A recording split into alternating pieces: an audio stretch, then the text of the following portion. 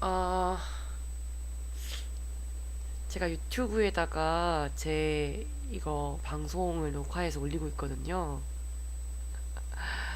그래서 이거는 이제 기록용으로 올리고 있는데, 네, 기록을 남기려고. 이게 24시간이 지나면은 이게 사라져 버리더라고요. 인스타 라이브는. 예, 그래서 지금 기록용으로 기록을 남기기 위해서 유튜브 채널을 하나 만들어서 거기에 지금 젠느의 책수다라는 채널을 파가지고 거기다가 꾸준히 한 편 한 편 올리고 있답니다. 어, 나중에 혹시 놓친 방송이나 뭐 다시 보고 싶은 생각이 드시면은 유튜브에 젠느의 책수다라고 검색하시면은 제가 올린 영상들이 보이실 거예요. 이렇게 깨알 홍보하고 시작을 해봅니다. 단 하나의 문장. 이제 시작하시는군요. 단 하나의 문장. 진짜 너무 좋습니다.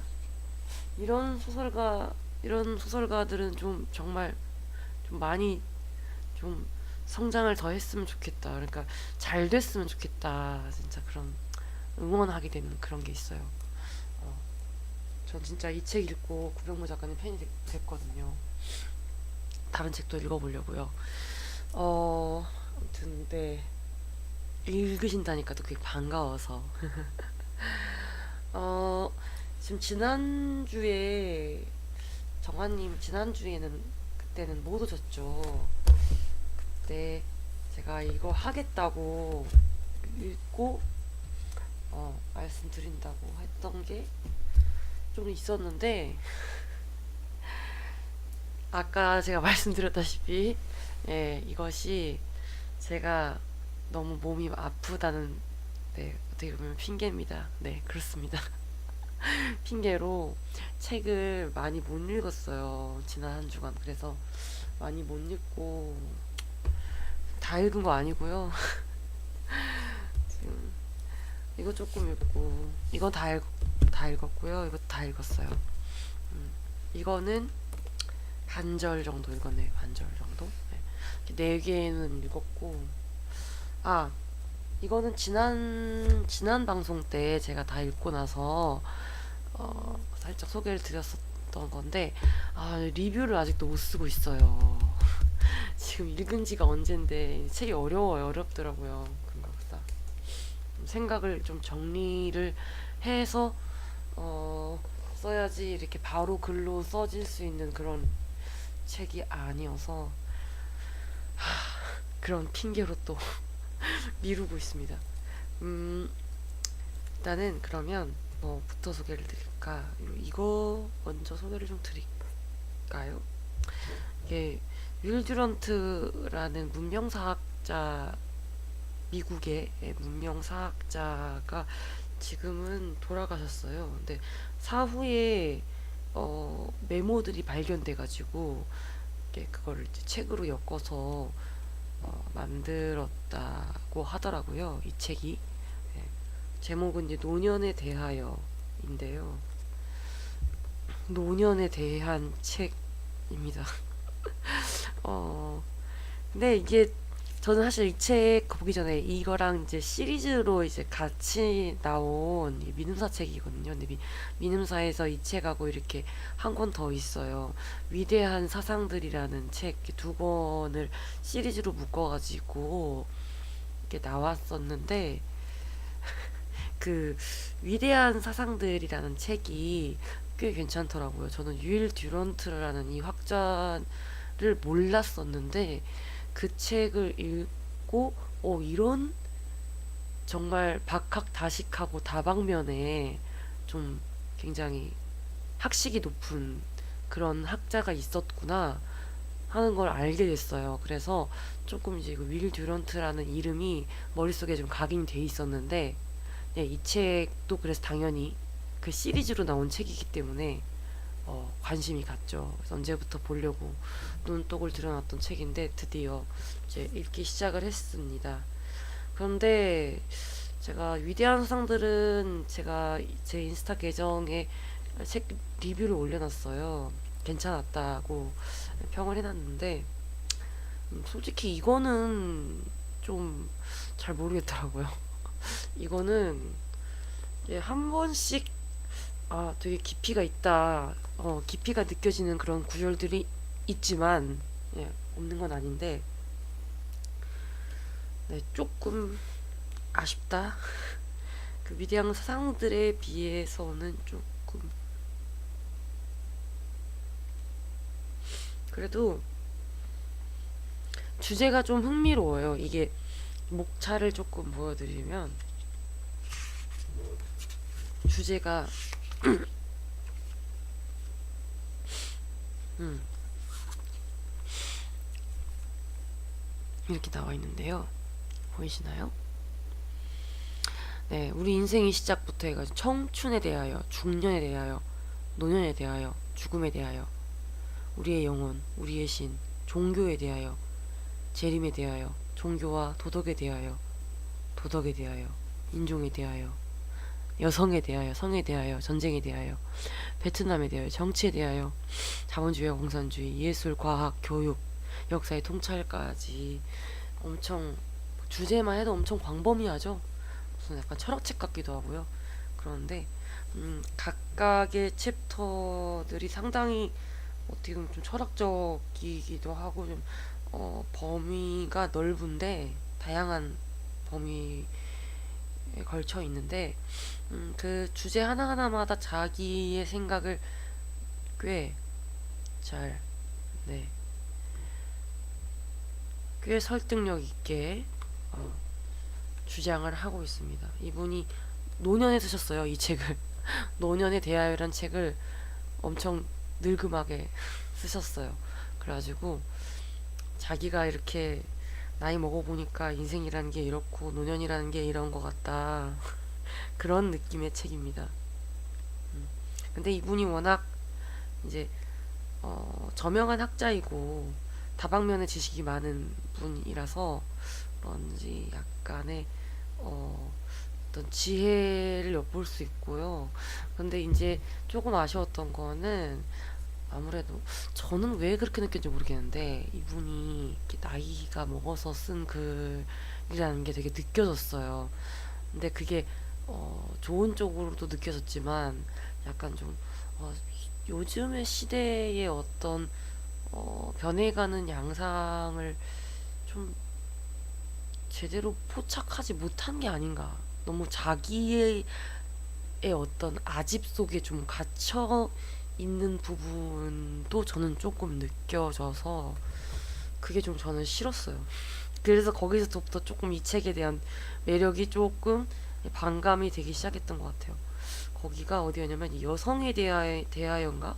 성에 대하여 이쪽 부분이었던 것 같은데 네, 좀 그렇더라고요. 생각이 네, 좀 그랬어요. 네, 그래도 괜찮았어서 네, 또 나름 추천을 드립니다. 어, 근데 이 책을 읽으시기 전에 먼저 위대한 사상들을 먼저 읽어보시고 판단을 하시는 게 더 좋을 것 같아요. 네, 위대한 사상들이 더 좋았어요. 음, 어, 네, 약간 네 그런 게 있어요. 좀. 네. 오늘은 다들 어디 놀러 가셨나? 저 어쩔 수 없죠. 그래도 정아님 계시니까 계속 진행을 해보겠습니다. 이 책 먼저 소개를 드릴게요. 네. 유리님 오셨어요. 유리님, 어서오세요. 유리님, 잘 지내셨나요? 안 그래도 요즘 뭐 이렇게 9시에 방송 시작을 했는데 다들 오늘 어디 놀러 가셨나 했어요. 안녕하세요. 젠네 책서 라이브입니다. 다들 어디 가셨나 했는데, 유리님 오셨으니 시작해 보겠습니다. 이거는 그 이탈리아의 작가 프리모 레비라는 네, 이 작가의 이것이 인간인가 라는 책인데요. 음, 네, 아까 말씀 잠깐 드렸는데, 저 몸살이 와가지고, 한참을 앓다가 겨우 살아났어요. 그래서 책을 너무 못 읽었어요. 진짜. 아프다는 핑계로. 그래서 조금, 네, 목소리가 그렇습니다.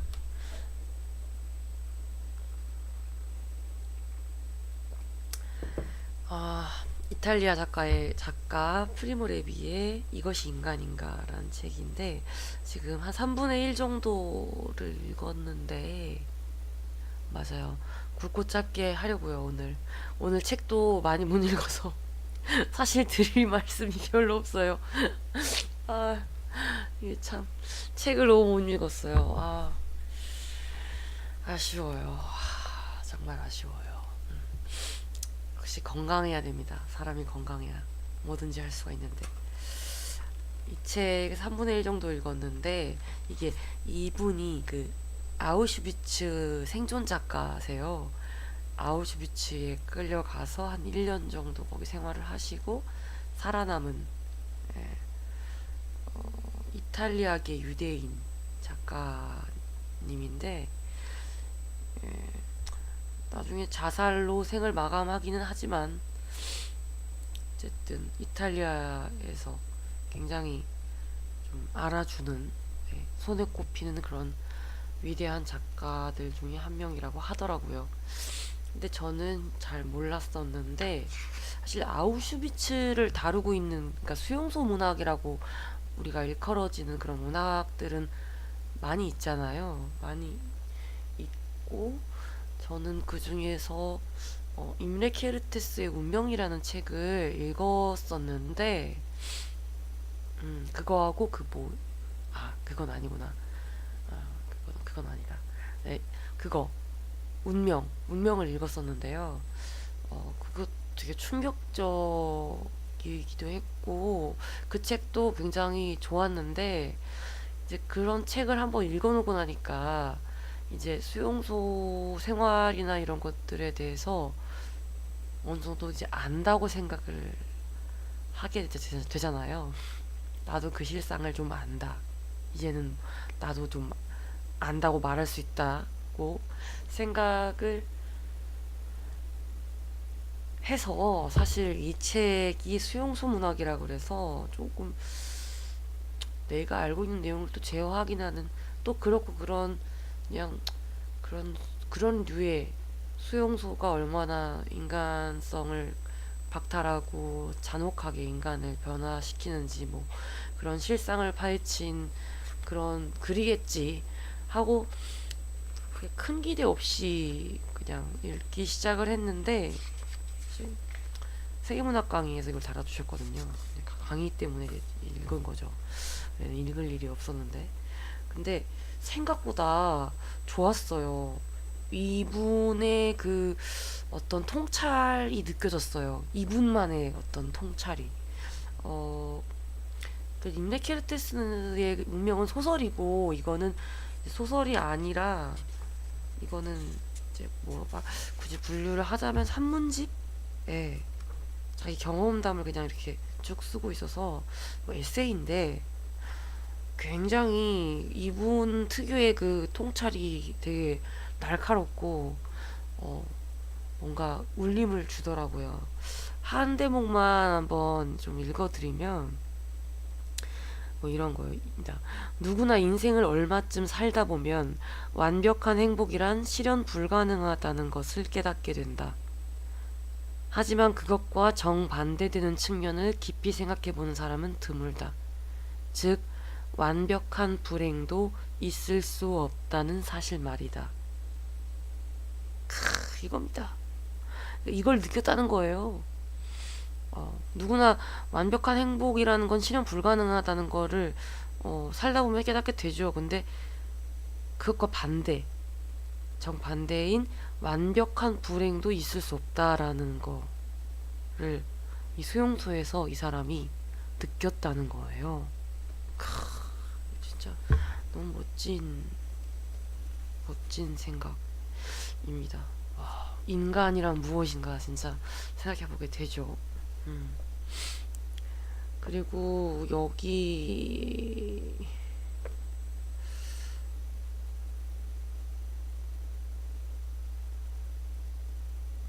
예, 여기 보면요.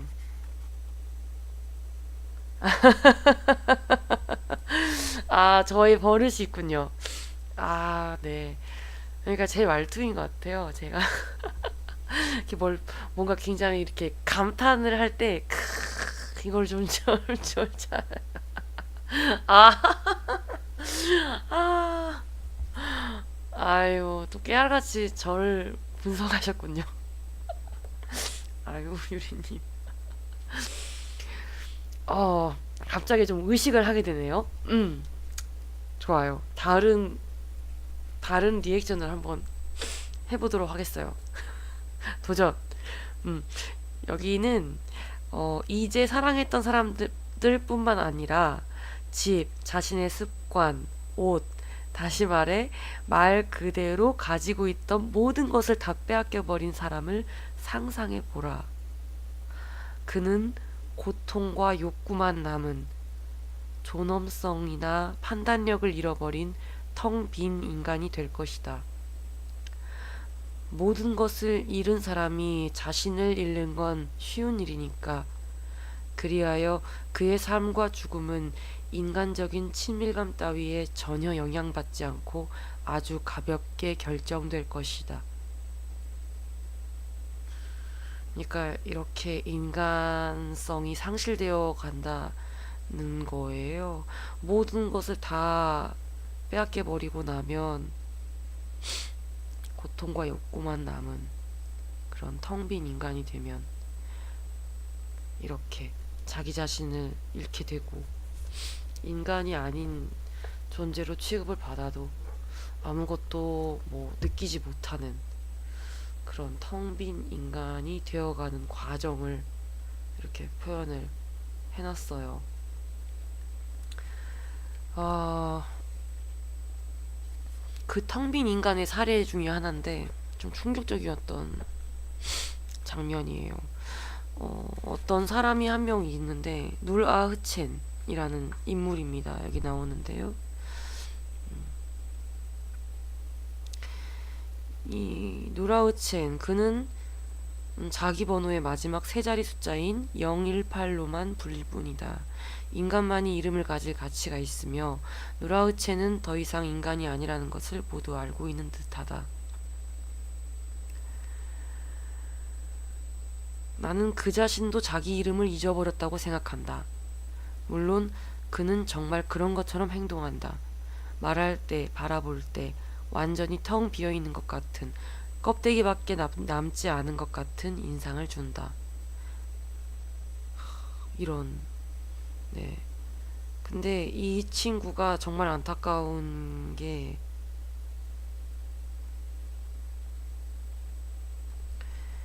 이런 거예요. 그에게는 짐수레를 끄는 말만큼의 영리함도 없다. 말도 완전히 탈진하기 조금 전에 걸음을 멈춘다. 하지만 그는 기운이 완전히 바닥날 때까지 수레를 밀고 끌고 옮긴다. 그러고는 예고의 말 한마디 없이 슬프고 우울한 눈을 땅에서 떼지도 않은 채 갑자기 쓰러져 버린다. 이런 인간이 되어버린다는 거예요. 아,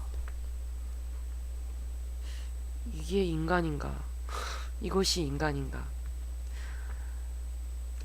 인간성이 상실된 인간의 정말 적나라한 실상을 정말 네 이렇게 표현하고 있어요. 그래서 읽다 보면 막 뜨악하고 그럼에도 불구하고 정말 그 속에서 희망을 찾고 절망하지 않고 그것도 이렇게 불굴의 의지로 살아가는 사람들의 모습도 나와요.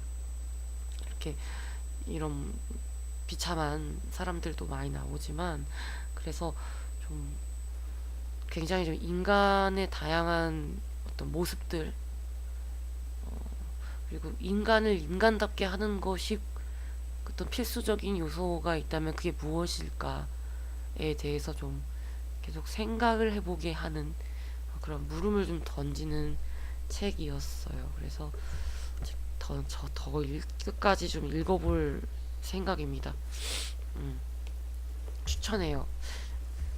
그, 네, 저는 좋았어요. 감자 껍질 파이 북클럽이요? 아니요, 저 그거 모르겠어요. 책 제목이 상당히 특이하네요. 건지 감자 껍질 파이인가요? 찾아봐야 되겠다. 건지, 아, 건지 감자 껍질 파이 북클럽. 이런 책이 있군요. 아, 2차 대전을 배경으로 하고 있는 안내 일기류의 소설이군요. 네네네.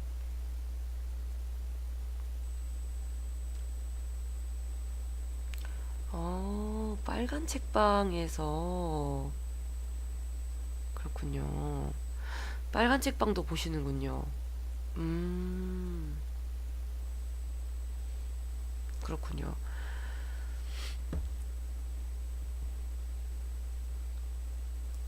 그러니까 이제 수용소가 원래 엄청 그 자체만으로 너무 무거운 주제라서 그런지 그게 얼마나 참혹했는지를 막 더 참혹하게 묘사하는 그런 류의 책들보다는 좀 그 속에서도 막 몸부림치는 그런 인간들 희망을 보여주고 희망을 잃지 않고 노력하는 그런 그러니까 정신은 굴하지 않은 그런 인간의 어떤 모습을 좀 그려내는 책들이 좀 더 끌리는 것 같아요. 좀 더 매력이 있어요. 그래서 임레케르테스의 운명도 그거를 좀 비판을 받긴 했지만 좀 긍정하는 부분이 있거든요. 수용소에서의 생활을 그게 꼭 그렇게 막 엄청 비극적인 그런 일이라고만 생각할 건 아니다. 뭐 이런 논리로 조금 얘기를 하는 부분이 있어서 논란이 되기도 했다는데, 그래 그럼에도 불구하고 어떤 그런 극한적인 상황에서 예, 그럼에도 불구하고를 보여주는 그런 책들이 저는 좀 더 매력적인 것 같아요. 같이 우울해지는 게 아니고 희망적이다, 영화 같다. 뭔가 감동이 있나 보네요. 어, 그렇죠. 일본은 악랄하고 나쁘고, 그렇죠. 음, 독일인들은 사실 그 희생자의 숫자만 놓고 가지고 비교를 해봐도 일본이랑 독일은 비교가 안 되죠. 독일은 넘사벽이라고 하더라고요. 홀로코스트로 작게 잡아서 600만 명, 많이 잡으면 뭐 거의 뭐 2천만 명? 뭐 그렇게까지도 희생자 수를 잡는다고 하던데. 음, 근데 소설이라도 좀 그런 걸 좀 희망을 좀 보여줬으면 좋겠어요. 좀, 워낙 요즘 암담한 세상이라 그런지 암담한 소설들이 많이 나오고 그래서, 그렇죠. 어떻게 하면 더 짧은 시간에 효율적으로 사람들을 죽일 수 있을까? 그 연구를 해서 그쪽 방면으로는 세계 최고 기록을 보유하고 있죠. 최단 시간에 최고로 많은 인간 죽이기. 아, 진짜 그 인간의 그 지성이라는 게 또 엄청 어떻게 사용되냐에 따라서 엄청난 괴물이 될 수도 있는 것 같아요. 그때 나치를 옹호했던 지식인들도 상당히 많았다고 하잖아요. 그 알만큼 알고 지식이 있는 사람들이 그렇게 음, 지금 생각하면 정말 말도 안 되는 그런 논리를 옹호하는 주장을 했고 선전하고 했다라는 게 좀 소름이 끼칠 때가 있더라고요. 좀 소름이 끼치더라고요. 그걸 보면 되게 유명한 철학자들도 많고 뭐 하이데거 엄청 유명한 철학자인데 그분도 그 나치를 이렇게 막 옹호하고 하셨더라고요. 그래서 정말 사상은 대단하지만 어떻게 이렇게 똑똑한 천재 같은 사람이 그런 논리에 또 빠져서 그거를 옹호하게 되었을까 좀 의문이 들기는 합니다. 인간은 원래 성악설이 맞나요? 그런가요? 저는 그래도 일말의 어떤 희망이 있다고 생각을 하는 사람이었는데, 성악설인가요? 성, 성악설이라. 요즘 어디에 나오는 빙의요? 빙의가 뭐죠? 죄송해요. 제가 이게 무슨 말씀이신지 이해를 잘 못했어요. 정아님 뭐라고 하셨는데. 어, 그러니까 왜 히틀러는 화가였는데 그림 그리다가 왜 그랬는지 정말 재능이 없어서 그랬는지. 드라마군요. 네네. 아니에요. 제가 드라마를 안 봐서 제가 무지해서 그렇습니다. 제가 드라마를 안 보고 TV를 안 보고 그래서 세상 물정을 모르고 맨날 집에 박혀가지고 책만 읽느라 세상 물정이 어둡습니다.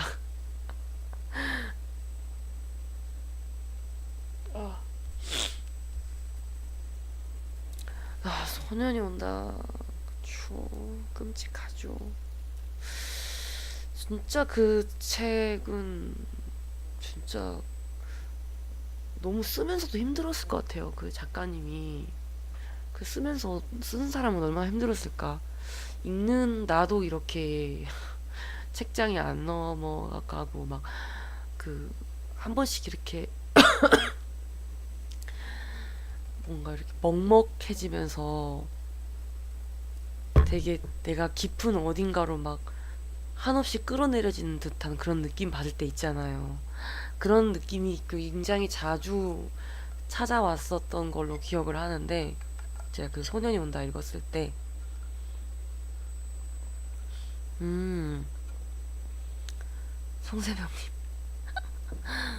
그 드라마의 주인공 역할인가요? 송세벽 배우. 그렇군요. 소년이 온다는 진짜 너무 좋아요. 그러니까 사실 5.18 민주화 운동에 대해서 우리가 교과서에서 나온 내용을 배우고 학교에서 배우는 내용들보다도 그냥 이런 문학 작품 하나 딱 읽으면 그냥 그걸로 다 설명이 되잖아요. 오히려 훨씬 더 선명하게 그 이미지가 각인이 되고 생생하게 느낄 수 있어서 오히려 더 5.18을 공부하기 위해서라도 진짜 그런 교과서적인 책이 아닌가 그런 생각이 들었어요. 차라리 이 책을 보여주는 게 낫겠다. 5.18에 대해서 알려주고 싶으면. 안녕하세요, 안녕하세요. 제네책서 라이브입니다. 조셉 고든 레비. 아, 유리님도 송세병님 좋아하시나 보네요. 네, 관심이 많으시네요. 네, 실화 바탕, 그렇죠. 네, 소설인데 너무 현실 같고, 실제로 그 한강 작가님이 인터뷰할 때 하신 말씀인데, 왜 이렇게 잔인하게 쓰셨냐, 막 그렇게 질문을 하니까, 그 한강 작가님이, 거기 그 책에 나오는 장면은 정말 잔인한 장면들은 스스로도 훨씬 많이 그 잘라내고 잘라내서 정말 최소한의 그런 것들만 남겨서 만든, 그렇게 썼다고 하더라고요. 그러니까 실제는 훨씬 더, 정말 훨씬 더 진짜 폭력적이고 잔인했던 거겠죠. 그럼에도 불구하고 이렇게 읽기가 힘드니 원, 그래도 알아야 되니까 이런 소설들이 좀 귀하죠. 음, 귀해요, 진짜. 저도 되게 누구 안 읽으셨다고 하면은 막 추천해주고 싶은 그런 책들 중에 하나예요.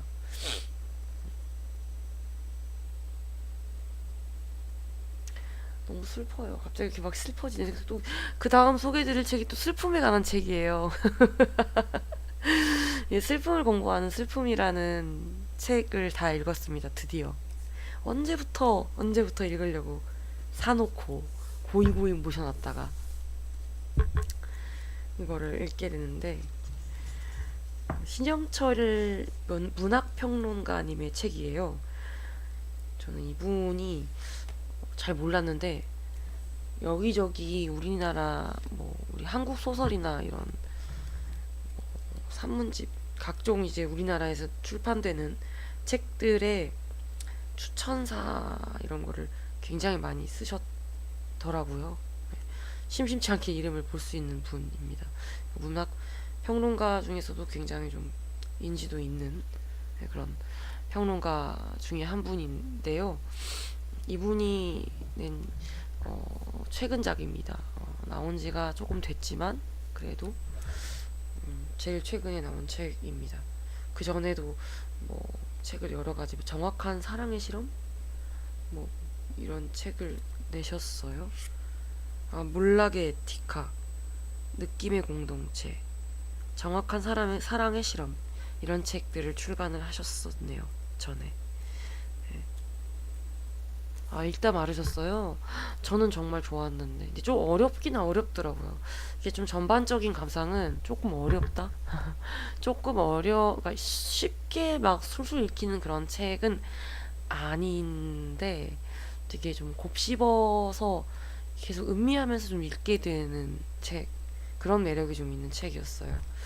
그리고 이분이 조선대학교 문해창작과 교수님이라고 또 하더라고요. 그래서 그런지 약간 그 교수님 느낌도 좀 났어요.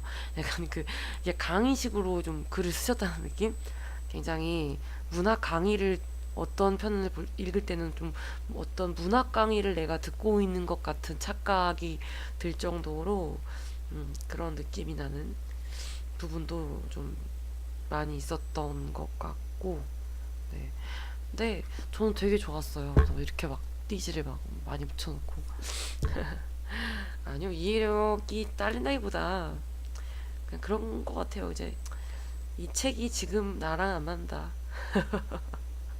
그렇게 생각하시고 나중에 또 읽어보시면 또 어떨지 모르니까요. 저는 그렇더라고요. 어, 진짜 막 문학 강의 좀 듣는 그런 기분도 들었는데, 음, 일단은 챕터가 5가지로 구분이 되어 있어요. 산문집입니다. 근데 어,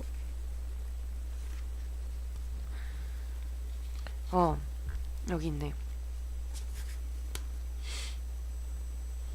네. 그렇죠. 지금 안 맞는 거예요. 지금 내 마음 상태나 컨디션이나 나의 생각이나 이런 것들과 잘 맞지 않기 때문에 안 읽어지는 거예요. 음. 슬픔에 대한 공부라는 게 1부고요. 그다음에 2부는 이제 삶이 진실에 배일 때. 이렇게 소개드리면 안 되겠다. 네. 1부는 주제가 슬픔이고요. 슬픔의 키워드로 설명을 드리면 1부는 슬픔이고요. 키워드가.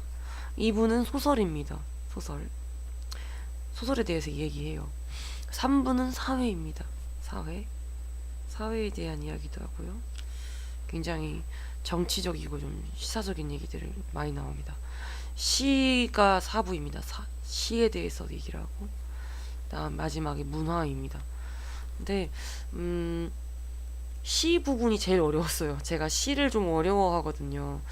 시 잘 모르겠어요. 그래서 시집을 거의 안 읽는데, 그래서 그런가 이 시 부분이 제일 어려웠고, 그랬는데 나머지 부분들도 조금씩 중간에 어려운 부분이 있었지만 그래도 괜찮았던 것 같습니다. 괜찮았어요.